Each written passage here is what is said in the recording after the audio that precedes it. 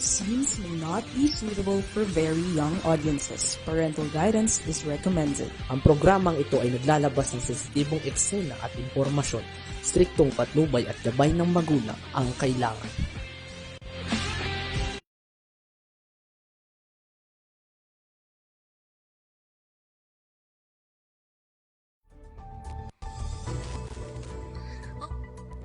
Okay, isang magandang araw. Nandito naman po tayo sa ating Balitang Halian. At ito po ang iyong host sa araw na ito, Fenny Codemus po, para sa ating kakampi online, Balitang Halian. Yan, very good. At syempre, tingnan natin muna ang kakalsadahan. Tingnan po natin mabuti. Ayan, mukhang passable naman lahat, ano? Mula sa Balintawak, Mapulang Lupa, Mindanao Toll Plaza ay medyo nagsisikip ng kaunti dahil sa pagbabayad dyan. Ewan ko ba naman, bakit ganito po nangyayari dyan? Yung RPID mo, dapat dire-diretso ka pumapasok. Ngayon, hindi po ganun ang mga nangyayari eh. Mukhang mga palpak pa rin yung mga RPID na yan. Alam ba ninyo na, lalabas mo yung card mo, gaganon mo pa rin, ipapakita mo, di ganun din, baliwala din. Parang nagbayad ka din, nako. Ayan, San Fernando ang pinaka-passable talaga, no? Bukawi, wala pa rin problema dahil maaga pa siguro, no? Sige. Ayan, pero bago tayo magtuloy-tuloy, tayo muna ay dumako sa ating mga ulat panahon. Ano bang panahon meron tayo ngayon? Ang init-init sa labas kanina.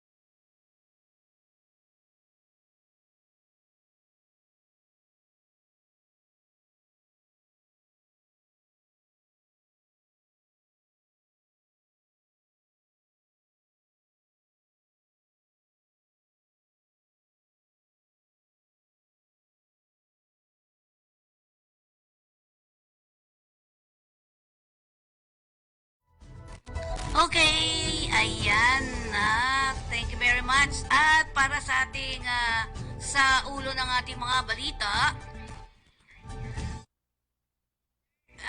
35 minimum wage o 35 pesos. 35 pesos wage hike sa NCR approved na. Survey rating ni Pangulong Marcos steady lang. Vice President Sara bumaba muli. 20,000 pulis ikinala sa ikatlong sona ni Pangulong Marcos. Huwag kayong kumagat. Ayon kay Duterte. 7 nagbebenta ng posisyon, promotion sa gobyerno, timbog ang mali. Byudo, toda sa dating OFW. Taas presyo ng petrolyo, larga ngayon. Lady driver salpok sa poste, tumilapon sa flyover. Patay.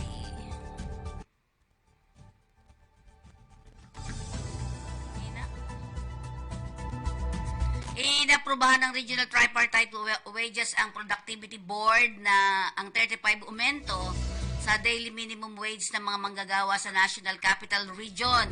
Ayon sa DOLE, bunsod dito, mula sa kasalukuyang 610 ay magiging 645 na ang daily minimum wage sa Metro Manila. Magiging 608 naman mula sa dating 573 ang sahod para sa mga manggagawa sa agriculture sector. Service at retail establishment na mayroong 15 o mas kaunti, yon. Dapat ay 10 o mahigit 10 dapat ang iyong staff. Yan, okay? Mas kaunti pa ang manggagawa at manufacturing services na regular na nag-i-employ, wala pang 10 na manggagawa para doon sa dagdag. Okay. Napatid kahapon lamang ng umaga ay nanonsyo ng National Wage and Productivity Commission NWPC ang desisyon. Inaasahan namang magiging effective na ito 15 days matapos mailathala sa mga pahayagan. Matatandaan noong Hunyo, nagdaos ng RTWPB-NCR ang isang open forum sa iba't iba pang mga stakeholders hinggil sa hiling na aumento sa sahod. Huling ipinatupad ang dagdag sa minimum wage sa NCR noong 18 ng Hulyo, ika-16, 2023 na nagkakahalaga ng 40. Sa naturang kautusan, 610 ang naging minimum wage para sa non-agricultural sector at 573 naman sa agriculture sector. Inaasang haabot sa 988,243 minimum wage earners sa NCR ang makikinabang sa naturang wage order. Noong araw, ang paggawa una ng ipinag-uutos o pinag-utos ni Pangulong Ferdinand Marcos Jr. na rebisahin ang minimum wage rate sa bawat rehiyon sa bansa. Napanatili ni Pangulong Ferdinand Marcos Jr. ang mataas na approval at trust rating, habang sumadsad naman ang approval at trust ni Vice President Sara Duterte. Ito ay base sa pinakahuling survey ng Publicus Asia Incorporated na kung saan sa pahayag second quarter ng 2024 or PQ o sa 2024 na natiling malakas overall performance rating ng Marcos administration sa 51%. Napanatili ni Pangulong Marcos ang kanyang approval rating sa 44% at trust rating na 33%, habang ang kanyang approval sa North Central Luzon na itinuturing na baluarte ay bumaba sa 49% mula sa 52 nitong first quarter of the year. Malaki naman ang ibinaba ng rating ni BP Duterte mula sa 53 noong first quarter, bumaba sa 46 ang approval nito at bumagsak din ang trust ng 5 puntos mula sa 46 ay naging 41 na lamang. 41%. Malaki rin ang ibinaba ng approval rating ng Vice Presidente sa baluarte ni Marcos sa NCL. National Capital mula sa 47 ay naging 38% na lamang at maging baluarte niya sa Mindanao ay malaki ang ibinaba ng approval rating ni Duterte na mula sa 75 ay naging 68% na lamang. Gayun din ang trust rating ni Duterte ay bagsak din mula sa 67 ay naging 65 na lang. Konti lang yan. Sa isinagawa namang survey noong Hunyo, ika-15 hanggang 19 ng taong kasalukuyan, bago pa magbitayo sa kabinete si Duterte, ay may pinakamataas na approval at trust rating sa mga opisyal ng gobyerno. Simula naman ang maging Senate President si Senator Francis Escudero ay bumagsak. Ang rating nito mula sa 58 ay naging 47% na lang sa second quarter. Ang approval ng rating mula sa 45 ay naging 37 ang trust rating. Ganun naman lagi yung pag nasa sa second quarter ka na eh. Samantala, bahagyang umakyat ang rating ni na House Speaker Ferdinand Martin Romualdez at Chief Justice Alexander Jasmundo.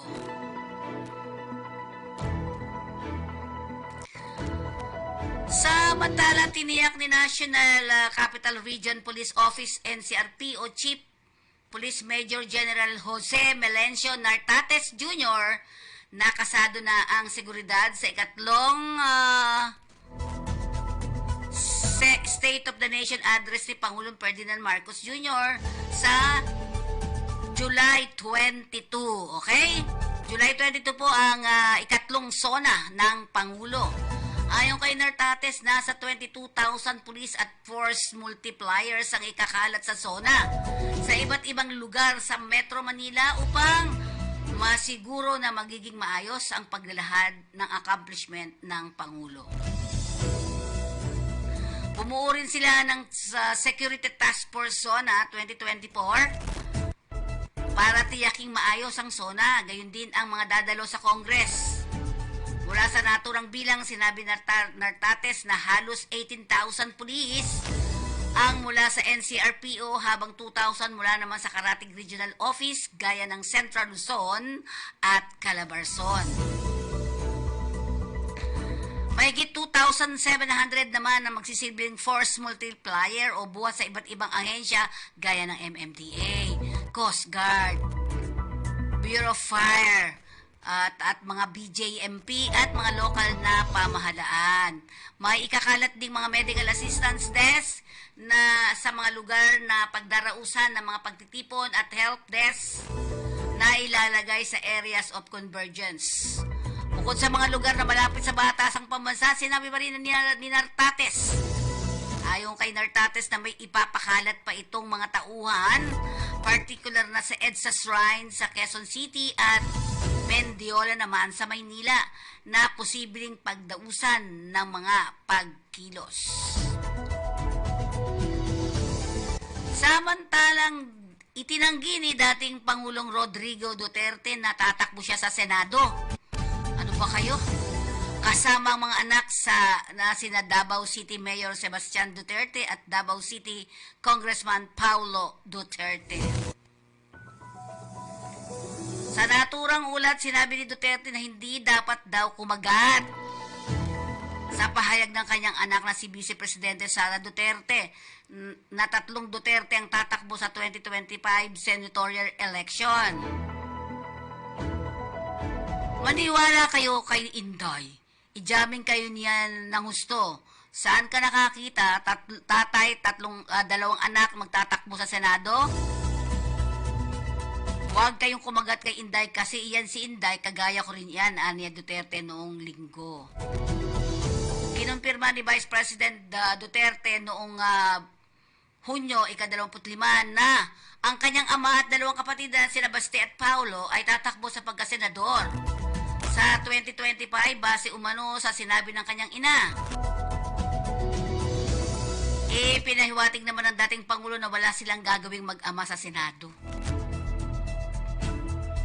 Tiniyak din ng dating Pangulo na hindi na siya babalik sa politika. Laos na aniya siya at wala ring pondo para tumakbo. Hindi na ako babalik sa politika, tapos na ako, laos na ako. Wala na akong panggastos, wala na lahat. Ang naiwan sa akin siguro yabang na lang. Yan ang tugon ng dating Pangulong Duterte. Diba? Ganyan din sinabi niya noon. Na Tinatimbok naman ng mga elemento ng National Bureau of Investigation o NBI ang 7 katao na umano'y sangkot sa pagbebenta ng posisyon at promosyon sa gobyerno. Ayon kay NBI Ilocos Regional Office Regional Director Ferdinand Lavin, ang modus ng 7 ay naniningil ng bayad sa mga taong nais na magbigay ng pwesto sa gobyerno o di kaya gustong mag-promote sa posisyon sa gobyerno. Yan ang di maganda talaga. Nako! Sinabi pa nila na pag ikaw ay appointee ng past administration, you just might be removed. With the ongoing political situation, they took advantage and exploited this piece of information. At sinabi nila na lilinis at tatanggalin yung mga na-appoint dati. And then they are now selling the position and or the promotion, sabi ni Lavin. Aniya, ang mga suspect ay nahuli sa isang operasyon sa Pasig City na ang 6 na mga ito ay nakasuot ng jacket na may insignia ng Malacanang at Office of the President. Sinabi ang isa sa mga suspect ay unang nahuli ng NBI dahil sa higit 20 kasong kriminal at may record na sangkot sa kasong estafa, illegal recruitment, usurpation of authority, paggamit ng alias at nagtatago ng tunay na pagkatao sa pamamagitan ng pangalan. Ito umano ay may kaso sa Metro Manila, Cebu, Davao, Bulacan, Calamba at 20 taon na nang ginagawa ang modus. Sinabi naman ni NBI Director Jaime Santiago na ang mga arestadong suspect ay nagpakilalang assistant Secretary ng Presidential Management Staff at nagsabing na atasan na lilinisin ang gobyerno. Nakuha pa mula sa mga suspect ang laptop at mobile gadget na isumiti na para isailalim sa forensic examination. Samantalang patay ang isang byudo matapos barilin ng isang dating overseas Filipino worker na kamakalawa ng gabi sa Barangay Commonwealth, Quezon City.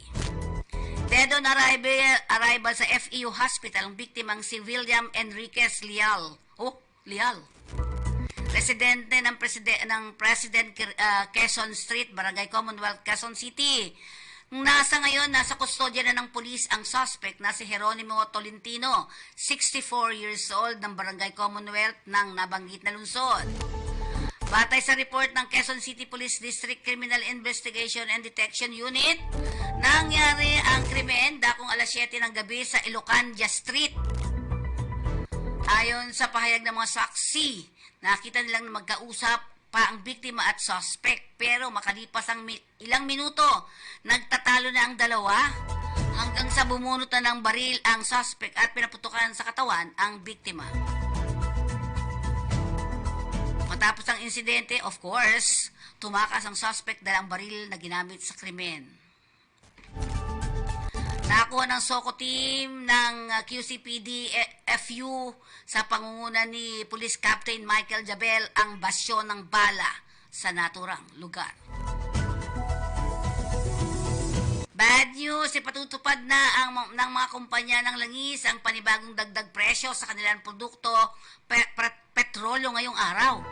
Ayon sa abiso ng Sea Oil, Philippine Corporation at Shell Pilipinas Corporation, simula ngayong Martes ay magtataas sila ng presyo ng produktong gasolina na 95 centavos kada litro, 65 centavos kada litro naman ng diesel at 35 centavos kada litro ng kerosene. Ang oil price ay adjustment ay epektibo ng alas 6 ng umaga, kanina po yan.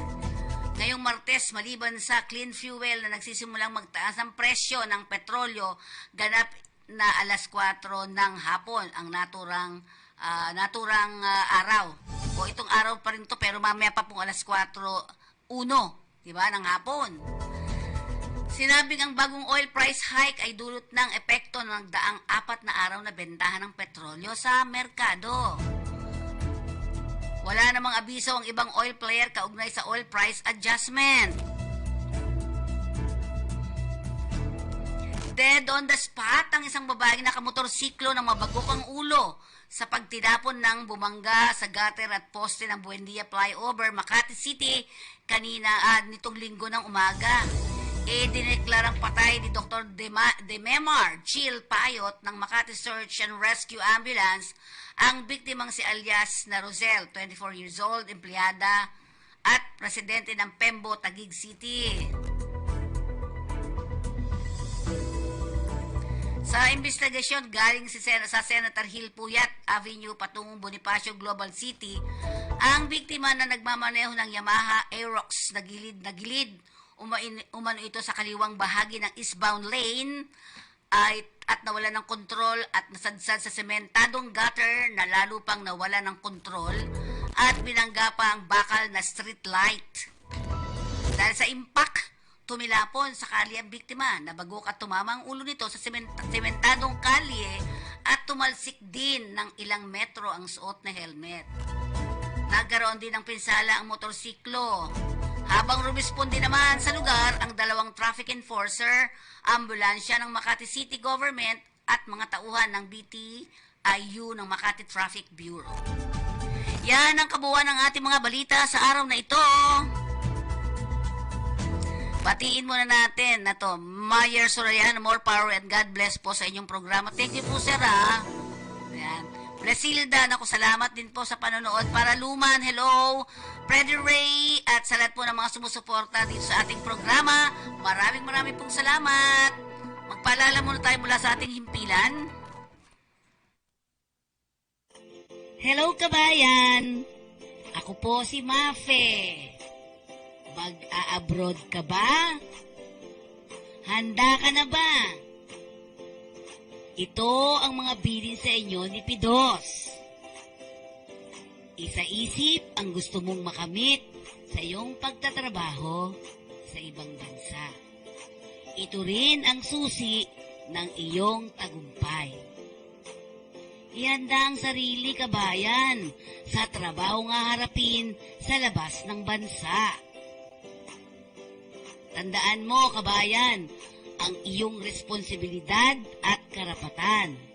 Ito ang gabay mo sa paggampan sa iyong tungkulin. Mangkop ka rin sa batas at kultura ng bansang pupuntahan. Ito ang iyong magiging pansamantalang tirahan. Pangalagaan mo rin ang kalusugan. Kailangan ang malusog na pangangatawan sa trabahong gagampanan. Buksan mo ang isipan sa bagong kaalaman at kasanayan. Ito ay hagdan sa muling tagumpay. Kabayan, makipag-ugnayan sa pamilyang naiwan. Panatilihing buo ang pamilya kahit malayo ka. Mag-ipon dahil ang katuparan ng iyong mga pangarap ay nakasalalay dito. Maghanda at magplano para sa iyong pagbabalik, kabayan, ha? May mga ahensya naman ng pamahalaan na makatutulong sa oras ng pangangailangan. Huwag kang mag-atubiling sila ay lapitan. Salamat! Sana may naintindihan kayo. Okay. Sana may naintindihan kayo sa paalala namin, ano po. At sa mga susunod pa, marami po kayong papaalala sa inyo. Okay, at sa ating RTBM, bago tayo, meron ba tayong mga trabaho patrol? Okay, sige.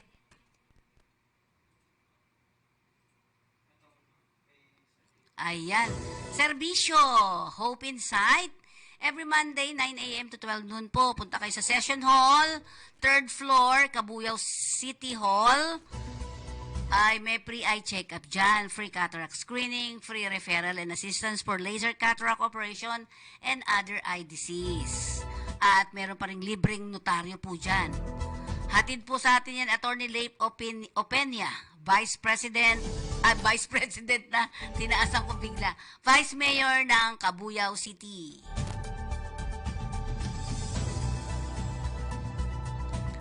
Okay, at kailangan ng trabaho dyan sa work in Taiwan. 200 factory workers. New Taiwan dollar is 27,470. Monthly salary yun. Okay, next. Ano mga kailangan dyan? Kailangan 2 years vocational graduate or college level. At least 2 years is also preparable. Education, college graduate of engineering courses related to electronics and technology. Electrical, mechanical, computer science, and information system is an advantage. Ayan po, apply now. EQ, scan that QR code and then dun po kayo mag-apply ng diretso. Ano po? Yan. Okay, next. Ang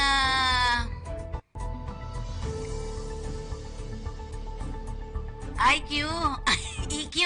Ang EQ ay nasa Unit 302 hanggang 305, 410, Vareb Mansion, Astag number 1679A Mabini, Corner Malbar Street, Malate, Manila. Bakit kaya ako nagkakagano? At syempre sa Pangasinan, meron po sila sa Tapuac District. Nasa second floor po sila, Galaxy Prime Building, 54-3Z, Tapuac District, Dagupan. Ayan, para naman po sa ating EIT Inspection and Consultancy Services as, yan, kailangan nila sa Norway. Structural Designer. Tingnan yung salary po, ano po? Anong pa mga kailangan na urgently needed? Ayun, pakitingnan mo muna sa kanila.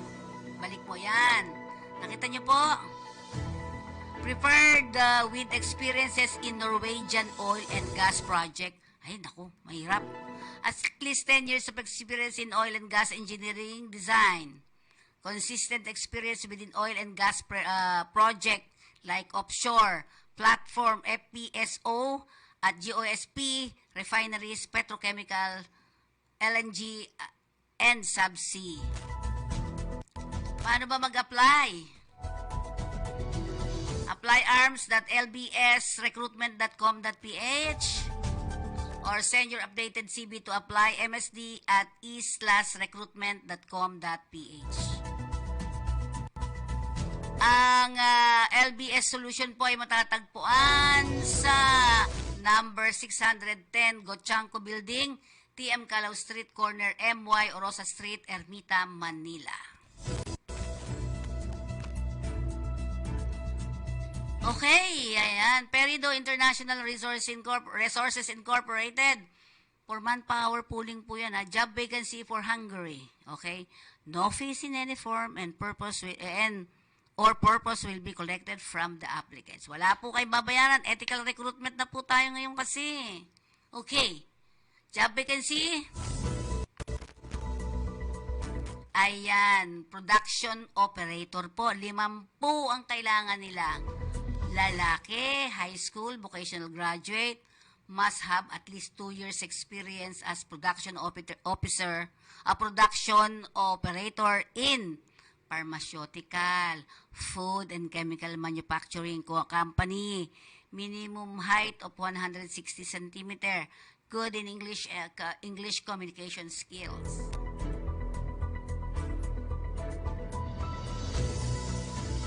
Another, perido pa rin dito, ha? For manpower pooling only.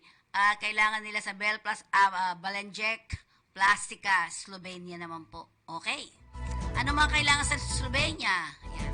Auto spray painter. 20 po ang kailangan nila. Not auto polisher. 10 po ang kailangan nila dyan. Siyempre, of course, lalaki po yan. Vocational graduate in automotive technical course. NC2 related course.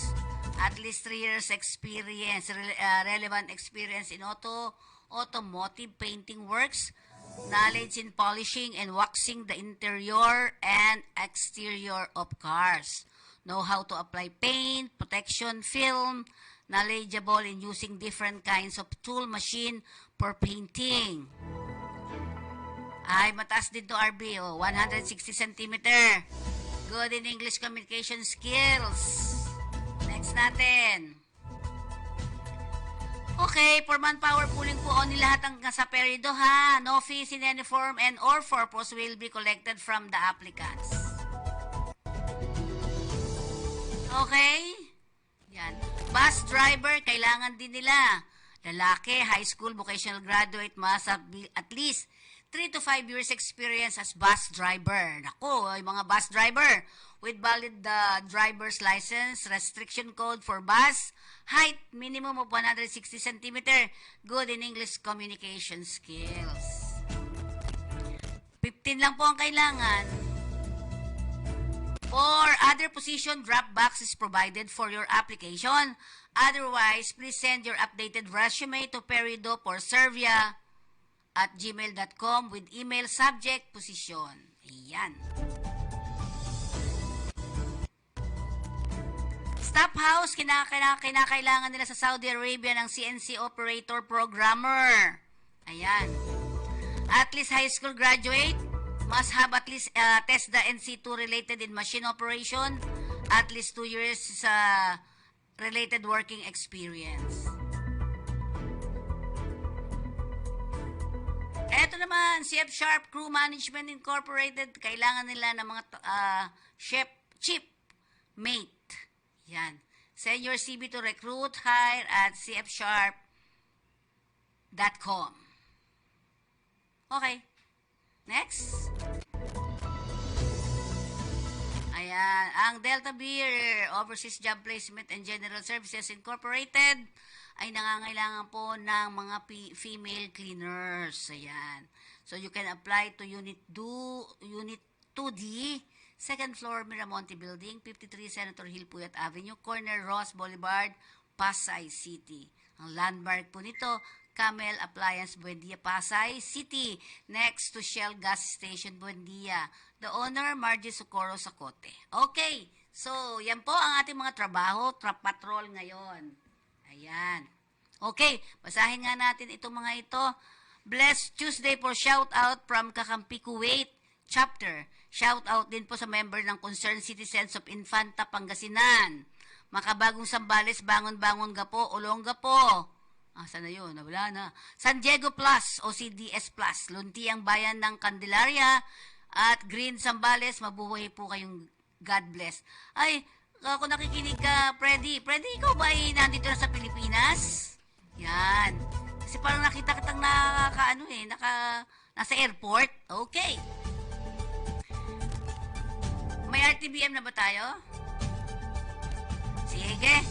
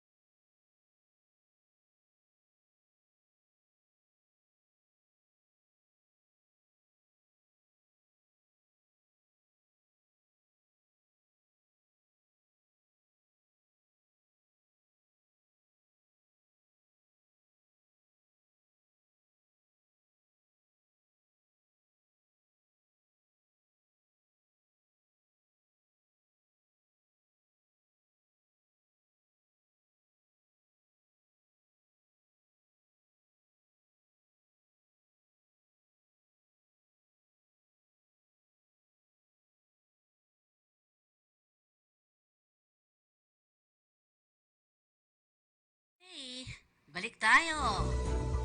Ayan, dumadami na yung mga sasakyan sa mga kalsadanan, ano po. Okay, ito po ang inyong lingkod dito sa ating balitang halian. At sana po ay maging good day ang ating Tuesday. Marami pong salamat. Paalam po.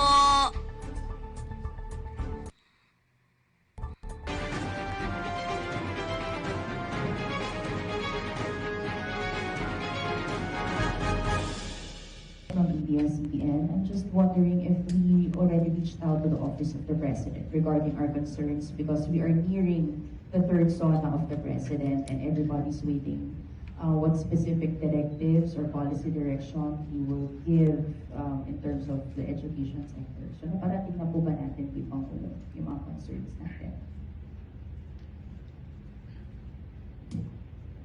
Well, we have been conveying our concerns and agenda and interest to the Office of the Honorable President in various ways.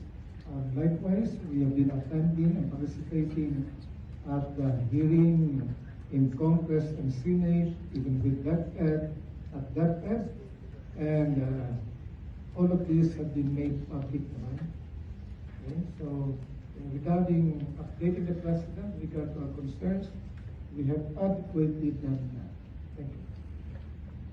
Sir, just to follow up, is Copia going to recommend to President Marcos names who should be the next education secretary, and what do you think are the qualities that the next secretary should possess? So may fellow presidents can add later. So we made consultations among our members, and as advanced by my fellow presidents comprising Copia, we have endorsed names to His Excellency PBBM, namely without necessarily favoring one over the other. So we have a short listed document here. They are Benitez Jose Francisco, Kiko D. Angara, Juan Edgardo Sami M. Andaya Joyce Dr. Gono Gina O. Tria Wilma Joseph S. So these are the names we have forwarded to the office of His Excellency, the President of the Philippines. What were your considerations, sir, in choosing the above mentioned names? Let me begin by fellow citizens. Number one would be, I would mention some. Number one, educational expertise. Secondly, track record of managing, administering, and overseeing a department. Thirdly, the capacity and the ability to advance partnership and complementarity between government sector in terms of education and private education sector. And the ability, likewise, the acumen and the determination to address the crisis in education, which and to cause us miseducation, and address the mismatch between graduates and jobs and many others. So I think my fellow presidents can add some. Thank you. If I may add, Joyce, good morning. Mother Joyce Louis.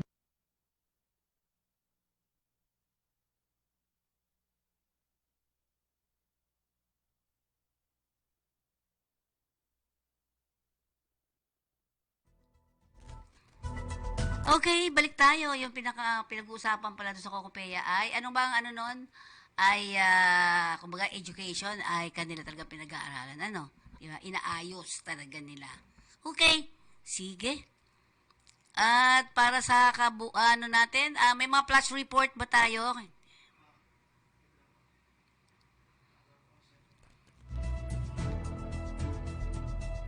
Magpaalala ka muna, may.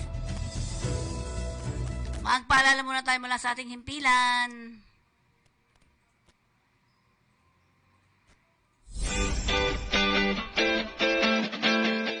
Kumusta?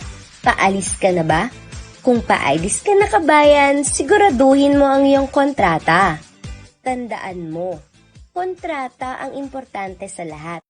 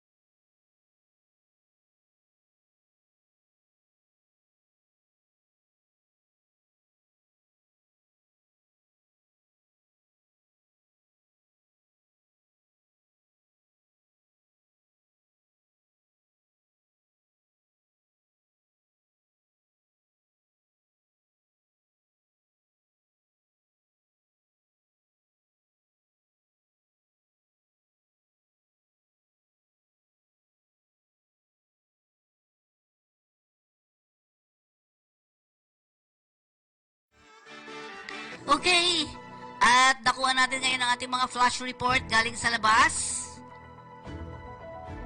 Yes, Tita Pe, no? Katatapos lang yung tinatawag na blessing, no, ng City Hall dito sa may San Jose del Monte City. Kung saan ito'y matagal na to nagkaroon ng kaso noong panahon ni Mayor Ray San Pedro. At ngayon ay halos pinaganda na to. At napakalaki, no? Tita Pe, pinasinayangan ito ng mga ibang opisyal ng nasabing City Hall sa pagunguna ni Mayor Arthur Robes at saka ni Congresswoman Rida Robes. At napakaganda na at hindi ka na katulad sa dating City Hall ay napakasikip. Ito lahat nandito na. Kasama na dyan ng DSWD, andyan ng yung tinatawag na yung sa korte, yung mga korte, no? Tita Pe. Andyan na rin yung mga ng PNP, bombero, at halo-halo na to na talagang pinagsama-sama na dahil sa luwag, no, ng nasabing munisipyo. Alam mo, matagal na tong hinihintay natin mga kababayan dito sa San Jose na mabuksan to dahil nga nagkaroon to ng kaso no? Yung panahon ni Mayor Ray San Pedro dahil sa mga maanumalyang proyekto. So yun, at wakas ay nagampanan pa rin nila Mayor Arthur Robes at ni Congresswoman Rida Robes ang mag-asawa na talagang siguro marami nang magpupuntahan doon, lalo na sa mga problema na kailangan ng ating mga kababayan dito sa San Jose del Monte City. So yun, tuwan-tuwa sila na kahit ikaw, Tita Pe, pwede ka na rin dumalaw doon at Pwede na. Kung gusto mo kumuha na update, Sige. makakapasok ka na doon. At ang Public Information Office na napakalayo, nandun na rin Tita Pe, para makakuha tayo ng mga iba't ibang mga balita na ibabato natin dyan. So, ibig sabihin yan, one team na, isang na lang yan, o isang bubong na lang, nandun na lahat. Hindi ka nalilipat-lipat. Andun na lahat. Hindi yun ang maganda. Iwalay Ang layo ng korte, ang layo ng PAW, ang layo ng bombero, ang layo ng presinto. Ngayon, iisa na lang. Isang bubong na lang. Tama. Isang buhos na lang. Maganda yan, sir. Maganda. Maganda, laki. At kala ko nga hindi magagawa yan. Dahil may kaso yan, dahil nagkaroon ng anomalya noong panahon ni Mayor Ray San Pedro. Hindi ko nga alam kung tapos na yung kaso niyan. Pero alamin natin kung may kaso pa rin niya. Pero nung ako'y dumalaw dyan, nagkaroon ng blessing. Napakaraming handa nila Mayor. Saka isinabay na rin dyan yung birthday ng ating butihing Congresswoman Florida Rida Robes sa may bahay ni Mayor Arthur Robes. Yun. So yun, yung mga konsyal, mga barangay ay nagpunta. Marami, may mga media. Talagang welcome na welcome lahat ng media, no? Galing pa sa mga national at local na talagang sinaksihan nila yung pagkuha ng mga picture o pag-interview sa ating mga opisyal ng nasabing City Hall. So yan lang ang update. para dito sa nasabing pagbubukas ng bagong City Hall ng San Jose del Monte City para sa Kakampi Online, July Fudo, nag-uulat. Iyon. Thank you, Mr. July. Katotong July. Ingat-ingat pa, kababago mong opera. Oo, alam mo naman si Lord tsaka ang Blessed Virgin Mary nakabantay lagi sa atin. Iyon. Congratulations. God bless. God bless po. Dito po nagtatapos ang ating programa. Dito sa ating Bali Tanghalian. Bye-bye po.